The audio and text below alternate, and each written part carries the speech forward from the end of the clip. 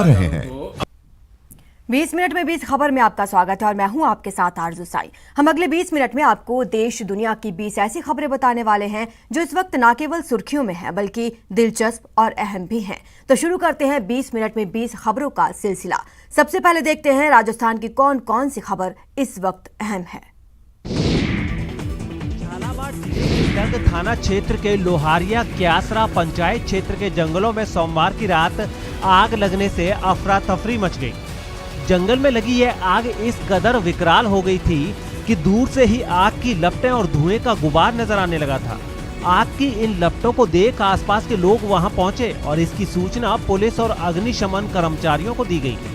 बताया जा रहा है कि इस आग की वजह से जंगल में एक बड़े क्षेत्र में वन संपदा को भारी नुकसान हुआ है। आग से पेड़ पौधे सहित कई वनस्पतियां जलकर राख हो गईं। साथ ही यहां रहने वाले जानवरों से उनका आशियाना भी छिन गया। ये गोविंदपुरा और लोहारिया के बीच में जंगल है, उसमें आग लग गई है जी, जिस पर हम आए हैं पुलिस इमदाद लेके।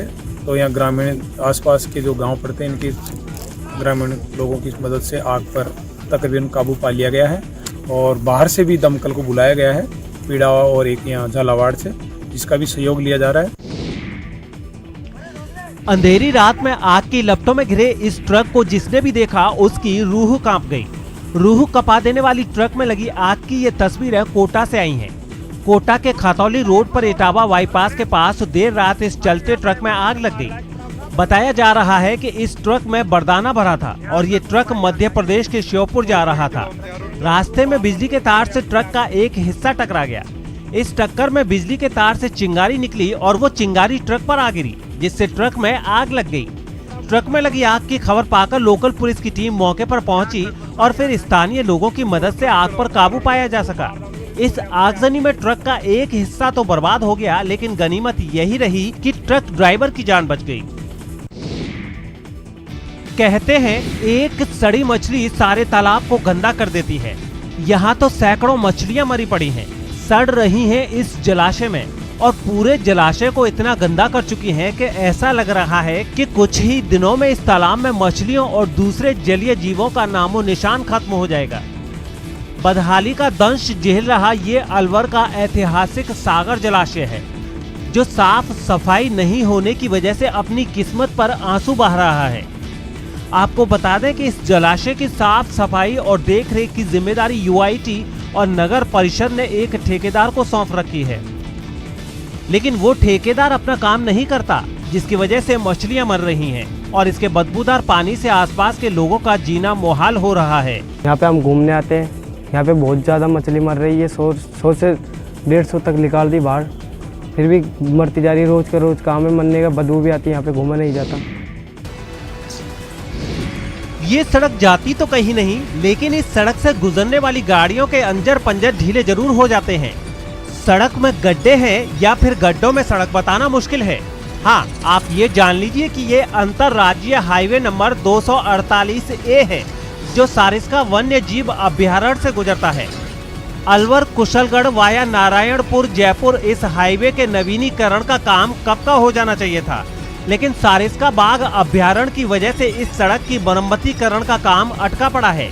बताया जा रहा है कि सड़क के 26 किलोमीटर का जो हिस्सा बदहाल है, उसकी वजह से लोगों को न केवल पहले से 4 गुना ज्यादा समय खर्च करना पड़ता है, बल्कि खस्ता हालत सड़क की वजह से गाड़ियां का हाल भी बेहाल हो जाता है और कई बार वो रास्ते में ही खराब हो जाती हैं। ये रोड में हालत खराब है। ये अभी तक मैं 13 किलोमीटर चल चुका हूँ, तो 13 किलोमीटर में मेरे को लमसम 1 घंटा लग चुका है। बिल्कुल टूटा पड़ा है, बिल्कुल सरकार सुनती नहीं है और इतना टूटा पड़ा है कि कोई हद नहीं है। गाड़ी भी खराब हो जाती है। झुंझुनू के चिड़ावा का सामुदायिक स्वास्थ्य केंद्र अब एक अलग रूप में नजर आएगा। अस्पताल में आधुनिक सुविधाओं से युक्त लेबर रूम बनेगा। साथ ही यहां डिजिटल एक्सरे मशीन भी स्थापित की जाएंगी। इतना ही नहीं, चिड़ावा के सरकारी अस्पताल में अब 25 बेड भी बढ़ा दिए गए हैं। मतलब यहां अब कुल 75 बेड हो जाएंगे। चिड़ावा अस्पताल के इस कायाकल्प पर करीब 1.25 करोड़ रुपए खर्च किए जाएंगे। बताया जा रहा है कि इस मौके पर विधायक जेपी चंदेलिया ने अस्पताल में पहुंचकर मौका मुआयना किया और अस्पताल के अधिकारियों और कर्मचारियों के साथ बैठक भी की। सबसे राय ली गई और NHM NRHM के जो कंस्ट्रक्शन वगैरह की गतिविधि देखते हैं वो आगे इंजीनियर भी हमने बुलाए थे, सबसे बात हुई। और अभी जो पिछला बजट भाषण था CM साहब का वर्ष 2021-22 के लिए, उसमें ये CSC चिड़ावा को 50 बेड के बजाय 75 बेड का कर दिया गया है। डूंगरपुर शहर में कोरोना संक्रमण के बढ़ते मामलों को देखते हुए जिला कलेक्टर सुरेश कुमार ओला ने शहर में चिकित्सा आपके द्वार अभियान शुरू किया है। इस अभियान के लिए चैत्र नवरात्रि के मौके पर पुराना अस्पताल परिसर से मेडिकल टीमों को रवाना किया गया। मेडिकल टीमों को रवाना करने से पहले कलेक्टर सुरेश कुमार ओला और CMHO डॉक्टर राजेश शर्मा ने आवश्यक निर्देश भी दिए। ये मेडिकल टीमें शहर के 40 वार्डों में घर घर जाकर हर नागरिक की थर्मल स्क्रीनिंग और ऑक्सीजन लेवल जांचते हुए उनके स्वास्थ्य की जानकारी लेंगी। इस दौरान हल्के बीमार लोगों को हाथों हाथ दवाई भी उपलब्ध कराई जाएगी। वहीं कोरोना के लक्षण दिखने पर चिकित्सा अधिकारियों को सूचित भी किया जाएगा। सभी वार्ड्स में हमने नर्सिंग स्टूडेंट्स की टीम बनाई है और वो वार्ड वाइज जाएगी, वहाँ से लोगों को पूछेगी कि उनको आईएलआई सिम्टम्स है या नहीं है, फीवर के सिम्टम्स है या नहीं है, उनको किसी की सांस में दिक्कत है या नहीं है, ऑक्सीमीटर और जो टेम्परेचर गन है वो भी उनको दी गई है। तो हमारा मकसद यही है कि हम पूरे शहर के एक एक घर को कवर करें। प्रदेश में बढ़ते कोरोना ने एक बार फिर परीक्षाओं का गणित बिगाड़ दिया है। राज्य की गहलोत सरकार ने बढ़ते संक्रमण को देखते हुए कक्षा 6 और 7 के छात्रों को भी बिना परीक्षा ही अगली क्लास में प्रमोट करने का फैसला किया है। इससे पहले 18 मार्च को कक्षा 1 से 5 तक के सभी छात्रों को बिना परीक्षा पास कराने का आदेश दिया गया था। स्कूलों में कक्षा के छात्रों की परीक्षाएं नहीं होंगी, उन्हें सीधे अगली क्लास में प्रमोट कर दिया जाएगा। ये लगातार दूसरा साल है जब कक्षा 1 से 7 तक के सभी छात्रों को बिना परीक्षा पास किया जा रहा है। पिछले साल भी कोरोना के कारण इन बच्चों की परीक्षाएं नहीं हो पाई थी और सरकार ने इन्हें अगली क्लास में प्रमोट कर दिया था। इसके अलावा माध्यमिक शिक्षा बोर्ड अजमेर ने उन जिलों में 12वीं क्लास के प्रैक्टिकल एग्जाम को भी स्थगित कर दिया है जहां कोरोना के बढ़ते मामलों के कारण जिला प्रशासन ने 12वीं तक के स्कूल बंद कर दिए हैं। फिलहाल ये आदेश 30 अप्रैल तक के लिए है। इसके बाद स्थिति पर फिर से समीक्षा की जाएगी। जयपुर में कोरोना वायरस काल बनकर लोगों की जान ले रहा है और गोपालपुरा के इस होटल में सोमवार की रात झमाझम पार्टी हो रही थी। न मास्क न सोशल डिस्टेंसिंग, कोरोना गाइडलाइंस के सारे नियम ताक पर रख दिए थे और सब के सब झूम रहे थे। होटल के रूफटॉप पर चल रही इस पार्टी की खबर जैसे ही मेयर सौम्या गुर्जर को मिली, वो पुलिस कर्मियों के साथ यहां पहुंची और फिर शुरू हुई पार्टी में शामिल लोगों और होटल प्रबंधन के खिलाफ कार्रवाई। पहले तो होटल के लोगों को जमकर डांट पिलाई गई और फिर मानसरोवर जोन के उपायुक्त ने इस होटल के रूफटॉप को 24 घंटे के लिए सीज कर दिया। आज शुरुआत में जब यहाँ मेरे पास मैसेज आया 200 से ज्यादा लोगों की संख्या के लिए बताया गया था। अभी क्या देखा आपने, आप आगे क्या कार्रवाई होगी?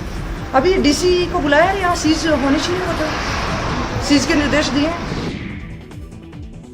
कोरोना वायरस की दूसरी लहर के बीच 9 दिवसीय चैत्र नवरात्र की शुरुआत हो गई है। 10 दिनों तक चलने वाले मां दुर्गा के इस खास पूजा के मौके पर अब की बार मंदिरों में श्रद्धालु कलश स्थापना नहीं कर पा रहे, बल्कि उन्हें अपने घर आंगन में ही मां की पूजा करनी पड़ रही है। श्री गंगानगर में जिला मुख्यालय के दुर्गा मंदिर परिसर में भी सरकार की ओर से जारी तमाम गाइडलाइंस का सख्ती से पालन किया जा रहा है। यहाँ बिना मास्क किसी भी श्रद्धालु को मंदिर में प्रवेश नहीं दिया जा रहा है। साथ ही प्रवेश द्वार पर सैनिटाइजर की व्यवस्था भी की गई है। सैनिटाइजर का इंतजाम किया गया है, मास्क लगा के हाथ धो के, उसके बाद मत्था टेक के अपना प्रसाद यहाँ चढ़ाइएगा और प्रसाद अपना दूसरा वहाँ से ले लीजिएगा। संक्रमण काल की वजह से इस बार चैत्र नवरात्र की चमक फीकी जरूर है, लेकिन ऐसी भी नहीं है कि लोगों की आस्था पर कोरोना का डर भारी पड़ रहा हो। लोग कोरोना गाइडलाइंस का पालन करते हुए भी मां दुर्गा की पूजा कर रहे हैं और उसी सिलसिले में पुलिस वाले बैंड बजा रहे हैं।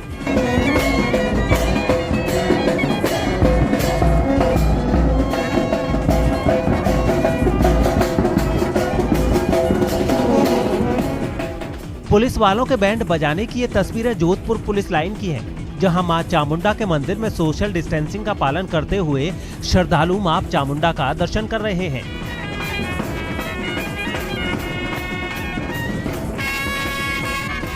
पुलिस लाइन में पुलिस वालों की बैंड के धुन पर मां चामुंडा की आरती की गई और यहाँ पुलिस वालों ने मां चामुंडा से जल्द कोरोना वायरस से मुक्ति के लिए प्रार्थना भी की। 20 मिनट 20 खबर में अब देख लेते हैं कुछ दूसरे राज्यों की खबरें। उत्तर प्रदेश के बागपत से हैरान करने वाला एक वीडियो सामने आया है। वहां गिरफ्त से भागे एक आरोपी को पकड़ने में पुलिस के पसीने छूट गए। एक्सप्रेस वे पर चेकिंग के दौरान पुलिस को एक कार से शराब की कई बोतलें मिली, लेकिन जैसे ही पुलिस वालों ने उसके ड्राइवर से पूछताछ शुरू की, वो चकमा देकर फरार हो गया। फिर क्या था, एक पुलिस वाला भी उसके पीछे दौड़ पड़ा। कुछ देर के बाद उस पुलिस वाले ने आरोपी को दबोच लिया, फिर अपने साथी के साथ उसे घटना वाली जगह पर ले आया। इसके बाद उसे पीटते हुए गाड़ी में बैठा दिया गया। कार में करीब 25 पेटी शराब बरामद हुई थी। 2 लोग उसमें पकड़े गए थे। आरोप है कि इससे पहले भी इस गाड़ी में अवैध ढंग से शराब की ढुलाई होती थी, जिसका पता पुलिस को चल गया था। दरअसल बागपत में पंचायत चुनाव की सरगर्मियां बढ़ गई हैं और इसी वजह से अवैध शराब का कारोबार भी बढ़ गया है। उत्तर प्रदेश के आजमगढ़ से रोंगटे खड़े कर देने वाला एक वीडियो सामने आया है, जिसमें वहां एक गांव आग की लपटों में घिरा नजर आया और इस आगजनी में 2 बच्चों की झुलसने से मौत हो गई। ये आग किस वजह से लगी इसका पता नहीं चल पाया, लेकिन इसने पलक झपकते ही पूरे गांव को अपनी गिरफ्त में ले लिया। मकानों के अंदर से आग की डरा देने वाली लपटें निकलने लगी। इतना ही नहीं, गांव में रखी तैयार फसलें इसकी चपेट में आ गई। फिर क्या था, उस गांव का कोई कोना ऐसा नहीं बचा जहां आग ना धधक रही हो। विनाशकारी लपटों से निकलने वाला धुआं पूरे इलाके में छा गया, जिसे देख वहां के लोग खौफ से भर गए। कुछ लोग तो अपनी जान बचाने के लिए घरों से बाहर निकल आए, जिससे वहां अफरा तफरी मच गई। चाची बाहर आजा भागियो भागियो। इस हादसे के बाद गांव में चीख पुकार मच गई। आग में सब कुछ गंवा चुका एक परिवार फूट फूट कर रोने लगा। हादसे की जानकारी मिलते ही प्रशासन की टीम भी घटना वाली जगह पहुंची और आफत में फंसे लोगों की मदद में जुट गई। ओडिशा के पार लाखेमुंडी में कोरोना नियमों की अनदेखी करने पर 4 सिनेमाघरों के खिलाफ प्रशासन का डंडा चला। चारों सिनेमाघरों को इसलिए सील कर दिया गया क्योंकि 3 दिन पहले रिलीज हुई फिल्म वकील साहब देखने के लिए इन सिनेमाघरों के बाहर भारी भीड़ जुट गई। टिकट काउंटर पर खड़े कई लोगों पर मास्क नहीं लगाने और दूरी नहीं बनाने पर पुलिस वालों ने डंडे बरसाए। डंडे पड़ने शुरू हुए तो कुछ लोग इधर उधर भागने लगे, कुछ को पुलिस ने दौड़ा दौड़ा कर भी पीटा। पुलिस की कार्रवाई के बावजूद एक सिनेमा घर पर कुछ लोग एक दूसरे के करीब ही खड़े रहे। ऐसे में पुलिस वालों ने डंडे मारकर सबको वहां से भगा दिया। कोविड गाइडलाइन का वो वायलेशन हो रहा है। जगह खाली करवाने के बाद प्रशासन ने चारों सिनेमा घरों को सील कर दिया और उनके मेन गेट पर इसकी जानकारी देने के लिए वहां पर्चे चिपका दिए। दरअसल ये फिल्म देखने के लिए लोग उतावले तो खूब थे, लेकिन वो ये भूल गए कि मनोरंजन से पहले कोरोना से बचाव के लिए नियमों को भूलना उन्हें कितना भारी पड़ सकता है। ऐसे ही लोगों को सबक सिखाने के लिए 2000 रुपए के चालान का प्रावधान भी है। मध्य प्रदेश में घर में क्वारंटीन हुए कोरोना मरीजों की मदद के लिए शिवराज सिंह सरकार ने भोपाल में एक कोविड केयर सेंटर की शुरुआत की है। मध्य प्रदेश में फिलहाल 60% कोरोना मरीज होम क्वारंटीन हैं, जिनकी मदद के लिए ये सेंटर खोला गया, जहां मौजूद स्वास्थ्य कर्मियों से मरीज ऑनलाइन बातचीत करके अपनी परेशानी उनसे साझा कर सकते हैं। मैं कोविड केयर सेंटर हूं कि होम क्वारंटाइन लोगों से बातचीत करके जानने की कोशिश कर रहे हैं कि उनकी तकलीफ है क्या। किसी समस्या के बारे में पता चलने पर कोरोना मरीजों को इस सेंटर में बैठे लोग सलाह भी देते दिखे। गरारे कीजिए और गर्म पानी पीजिए। स्वास्थ्य विभाग के कमिश्नर संजय गोयल और शहर के कलेक्टर अविनाश लवानिया भी सेंटर में पहुंचे और देखा कि वहां मौजूद लोग मरीजों तक मदद पहुंचाने का काम किस तरह से कर रहे हैं। चेक किया है कि वो क्या frequently regularly daily call receive कर रहे हैं। मरीजों से बातचीत के लिए कुछ प्रश्नों की एक सूची भी तैयार की गई, ताकि रोजाना उनके स्वास्थ्य से जुड़ी बारीक बातों पर नजर रखी जा सके। कोरोना के बढ़ते मरीजों के बीच महाराष्ट्र के कुछ अस्पतालों में बद इंतजामी ने कोरोना मरीजों की मुश्किलें बढ़ा दी। ऐसा ही एक मामला अहमदनगर जिले से सामने आया।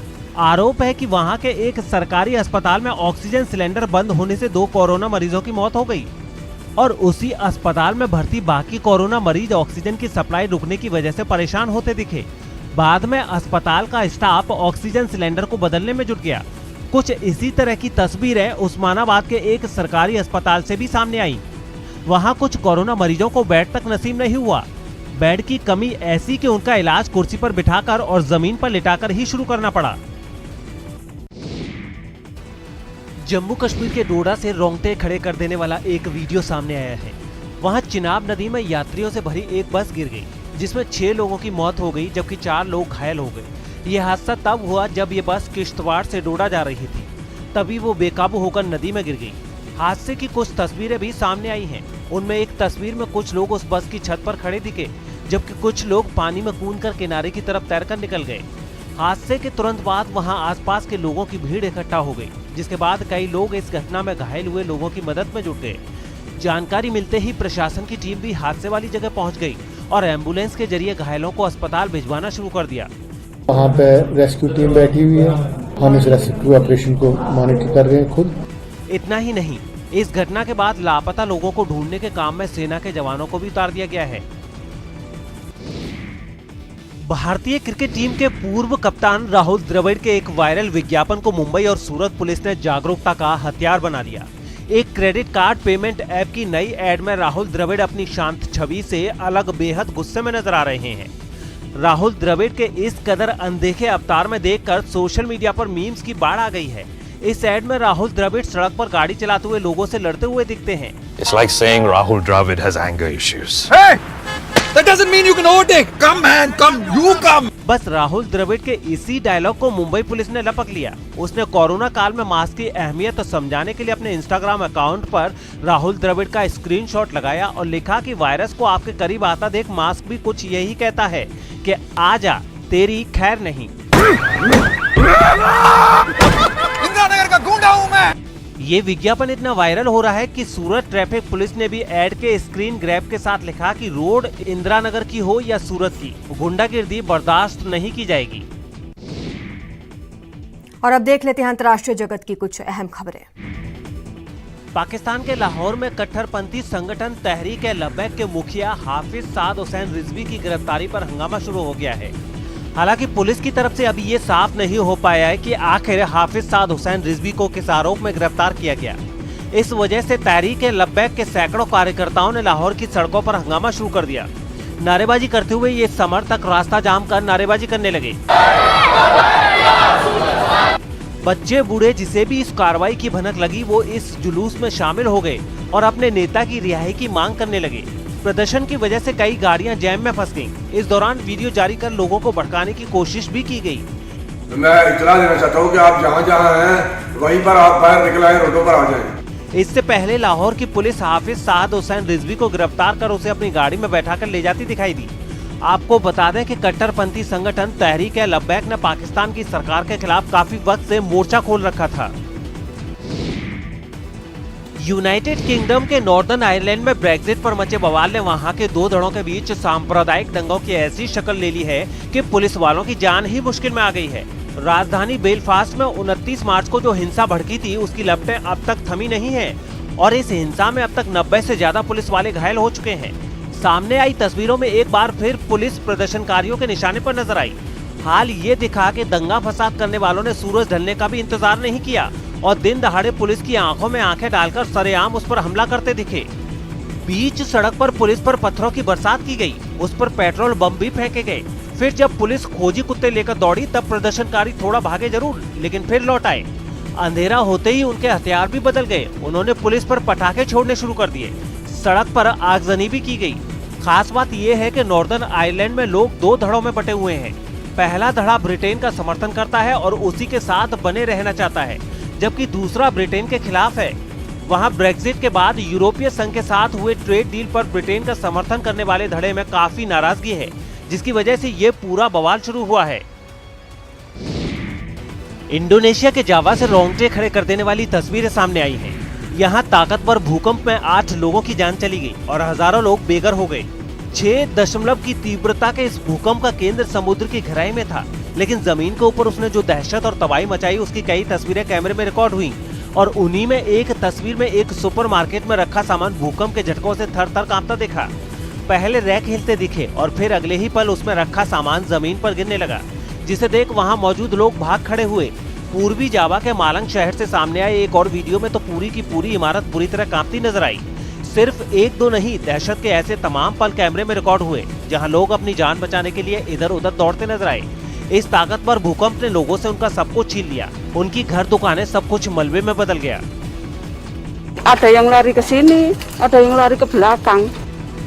इस भूकंप में कई मकान पूरी तरह ढह गए और जो बच गए उनकी दीवारें और छतें चटक गईं। भूकंप के झटकों में स्कूलों और कई सरकारी इमारतों को भी नुकसान पहुंचा है। अपना सब कुछ खोने के बाद लोग वहां पड़े मलबे को हटाते और उसमें अपने बचे कुचे सामान को तलाशते नजर आए। खबर है कि वहां के एक गांव के 70% मकान भूकंप में तबाह हो गए हैं।